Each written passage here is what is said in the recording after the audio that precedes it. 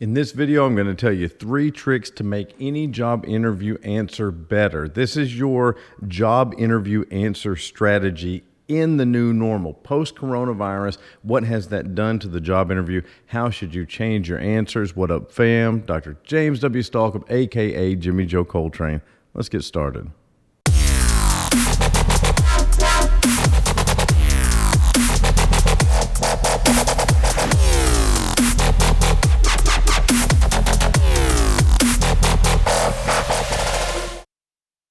Boy, job interview answer strategy in the new normal is critical. You've got to know how to answer these questions, and you've got to know what changes COVID has forced onto the job interview strategy. So today I'm going to cover 3 ways that you can ruin a perfectly good answer and 3 ways that you can make any answer better. Real quick, if you like this job interview video style, if you like the content, click like and click subscribe.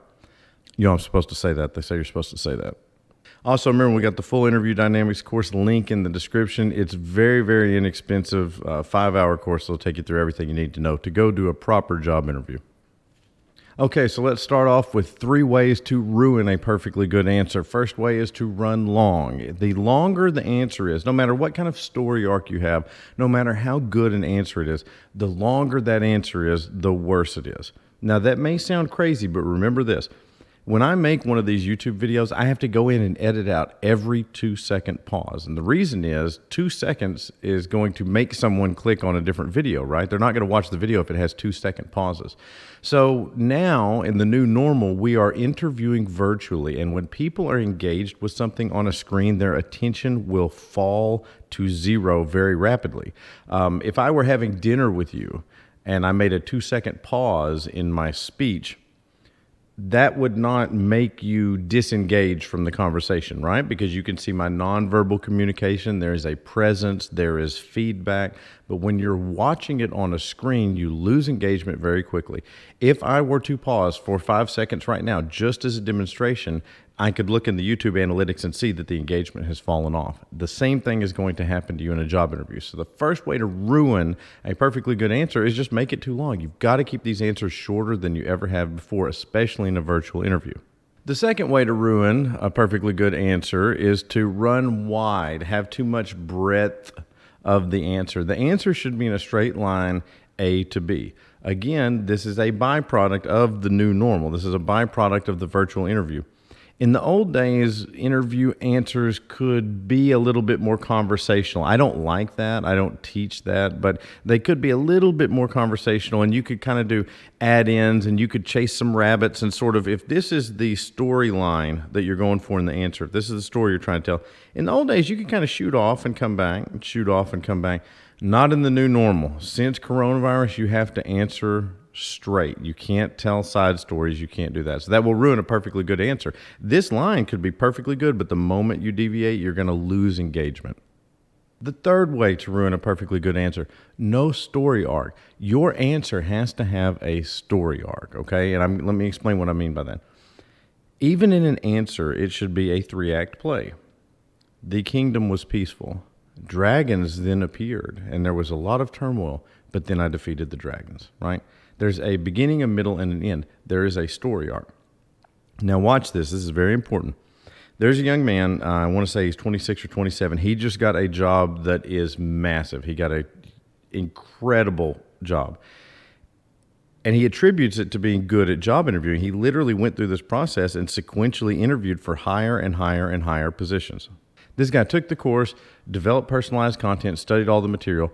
Well, he reached out to me and said, hey, I need to workshop an answer. And what it was is a very specific thing that they were asking him about his sales process, kind of like the start to finish, how do you work a lead?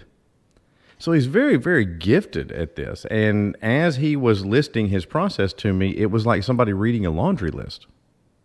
It was way too long. It wasn't too wide, but it did not have a story arc. It was literally just a list of things that he is proficient in. And so we reworked that answer. We kind of workshopped that answer. So here's what we came up with. He started the answer when they said, what is your sales process for a new lead? He started the answer by saying, well, some of the problems that can happen, especially early on in my career, I learned the risks that are associated with A, B, and C. In fact, I saw a whole lot of people, botch sales and fail to acquire new clients because they engaged in these three behaviors. And then how I solved that is I make sure that I blah, blah, blah, blah, blah, and just all the way down. So it had a story arc, right? He started out his career and he saw all these problems and there was conflict. And then here's how he solved them, and it came back down. And it ended with him being a good salesman. So what that did was it built a little bit of intrigue. It made the person listen. And then when there's resolution, it gives them a little bit of dopamine in their brain. It's like a chime going off on your cell phone that indicates that something favorable happened for you. Now, he could have just read off the list of what he did, but that answer is more interesting. I'll give you an example. So if somebody says, what's your greatest weakness? And I'm interviewing for a doctor position, I'm going to say, well, my greatest weakness, like it is for a bunch of doctors, is keeping up with current evidence. So I made a goal to myself that for 90 minutes every week, I will read up-to-date and other meta-analysis, systematic review, synthesis level evidence, and I hold myself accountable by tracking it on an index card that I keep at my desk. There's a story arc.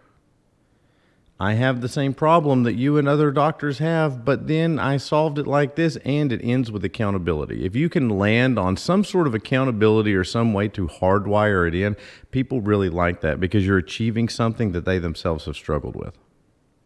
I know it's in depth. I make videos for people who want to get jobs. I don't make videos for people to casually watch for entertainment. I make videos to direct people how to get a job. Okay, so now I'm going to tell you 3 characteristics of a good answer, 3 things that you should do to your current answer strategy to make sure that it resonates with the obstacle, that they find it endearing. And if you watch past that, at the end of the video, I'm going to cover an important nonverbal communication issue that happens in virtual meetings. First characteristic, the answer should be personalized. You are not just reading a script that you found on Google of how to answer a given question. You have to personalize that answer, and you have to memorize kind of the bullet points of what that will be. You can memorize the whole thing like a script and deliver it, but you got to know what the 40 most probable interview questions are. That's as deep as I went into it. I suppose you could do 100, but in my course, I teach the 40 most probable questions and how to answer those. So what you need is a personalized answer. I am telling you about me. This is what you're going to get if you hire me. I am not giving you like stock footage or like stock answers. Second characteristic, a good answer is practiced. A good answer is something that you could rattle off to anybody. I've always said my best students could walk up to an oak tree and perform a convincing job interview to that tree. It is possible to do. It requires practicing and workshopping, and so you have to figure out how badly do you want to get a good job. All the personalized content in the world is not good if you don't set a schedule and practice it. And FYI, if you choose not to do that, not to develop personalized content, not to practice, just to go into the interview and have a conversation, you are relying on your own innate charisma, and you are hoping that no one who is also applying for that job has taken any kind of study or undertaken any practice, because it will be impossible for you to beat a practiced applicant.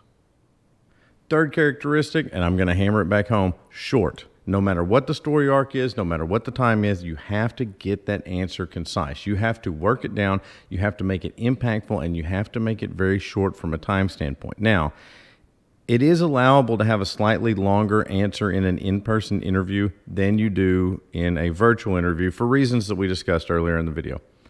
I would not work up 2 separate answers. I would take your answer, try to boil it down to the most concise version, and go with it. I don't think you need to try to say, here are my virtual interview answers and here are my in-person interview answers. I think that may exceed most people's ability to actually personalize and memorize that degree of content.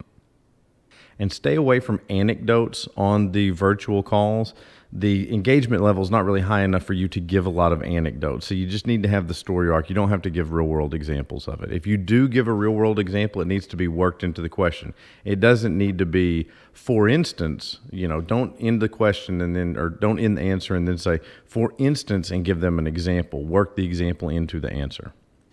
Beware of conversations. I'm going to say that, and I say that in almost every video. Don't go in and have a conversation. That is a sure pathway to failure. You're not there to have a conversation. You're there to get the bag. How do you get that bag of money? You deliver personalized content in a convincing, endearing way. Police your appearance, police your behavior, police your nonverbal communication, and learn the virtual platform that you're going to use to join the meeting. Okay, last point. We're going to talk about nonverbal communication. So, in a job interview, we have taught in an in-person interview, a real life interview, we have taught for years, myself and many others, don't make dramatic movements, don't make gestures. And this is good advice, right? I teach everybody to have an anchor. This has all your personalized content in it. This is your study guide. This has everything you need to learn. It's got your organizational notes, your work history.